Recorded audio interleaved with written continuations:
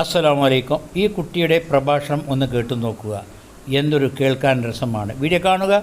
ഇഷ്ടമെങ്കിൽ മാത്രം ലൈക്ക് ചെയ്യാം, സബ്സ്ക്രൈബ് ചെയ്യാം, മറ്റുള്ളവരിലേക്ക് ഷെയർ ചെയ്യാം. നിങ്ങൾക്ക് ഇഷ്ടമാണെങ്കിൽ മാത്രം. അസ്സലാമു അലൈക്കും. പഠിക്കണം, ഹാഫിളാക്കണം നമ്മുടെ മക്കളെ. അല്ലാഹുവിന്റെ റസൂല് പറയുകയാണ്, അല്ലാഹുവിന്റെ റസൂല് പറയുകയാണ്, ഹാഫിളായ ഒരു മകനുണ്ടെങ്കിൽ, ഒരു മകളുണ്ടെങ്കിൽ അവർ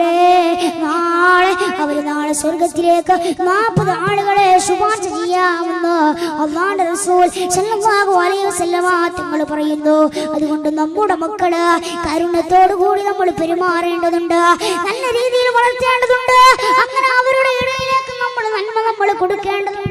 നന്മ നമ്മൾ കൊടുക്കേണ്ടതുണ്ട്. അല്ലാഹു കാക്കുമാറാകട്ടെ, അല്ലാഹു കാക്കുമാറാകട്ടെ.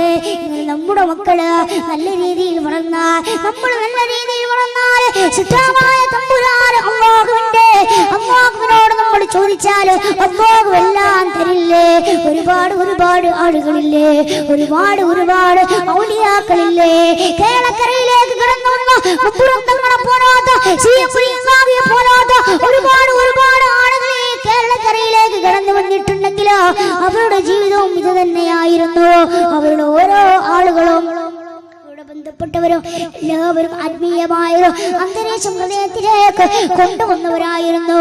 അതുകൊണ്ട് നമ്മെ ബന്ധപ്പെട്ടവര്, നമ്മുടെ സന്താനങ്ങള് നല്ല രീതിയിൽ മുന്നോട്ട് പോകേണ്ടതുണ്ട്. വഴിപിടിച്ചു കൊണ്ട് പോകാൻ പാടില്ല.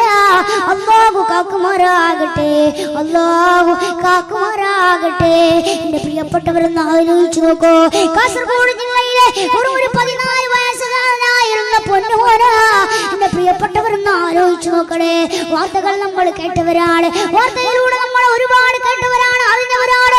കാസർഗോഡ് ജില്ലയിലെ 14 വയസ്സുകാരനായ പൊന്നുമോന് ലഹരിയിലേക്ക് അടിമപ്പെട്ടുകൊണ്ട്, കഞ്ചാവിലേക്ക് അടിമപ്പെട്ടുകൊണ്ട് തന്റെ വിദ്യാലയങ്ങളിലെ കൂട്ടുകെട്ട് അവിടുന്ന് മുന്നോട്ട് വന്നുകൊണ്ട് ഇവിടെ ലഹരിയിലേക്ക് അടിമപ്പെട്ടുകൊണ്ട് 14 വയസ്സുകാരനായ വെറും 14 വയസ്സുകാരനായിരുന്ന പിഞ്ചുമോനാണ് തന്റെ ഉമ്മാനെ പീഡിപ്പിച്ചു, തന്റെ ഉമ്മാനെ വിഭജിച്ചു.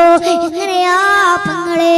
ഒരു ഗുളിക അവൻ പട്ടണത്തിൽ നിന്ന് വാങ്ങിക്കൊണ്ടുവരാറുണ്ട്, സഹപാഠികൾ കൊടുക്കാറുണ്ട്, സുഹൃത്തുക്കൾ കൊടുക്കാറുണ്ട്. ഈ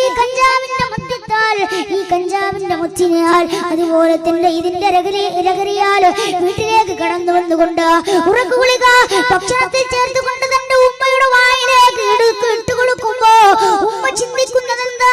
തന്റെ മകന് വല്ലാത്ത സ്നേഹമാണ്, തന്റെ മകന് വല്ലാത്ത ആദരവാണ്, തന്റെ മകന് വല്ലാത്ത എന്നോട് വല്ലാത്ത മുഹബ്ബത്താണെന്ന് ഓരോ ഉമ്മ വിചാരിക്കുമ്പോ, ആ ഉമ്മ എവിടുന്ന് വിചാരിക്കുമ്പോ ആ പൊന്നുമോര് ഭക്ഷണത്തിൽ ഉറക്കു ഗുളിക കലർത്തിയിട്ട് തന്റെ ഉമ്മ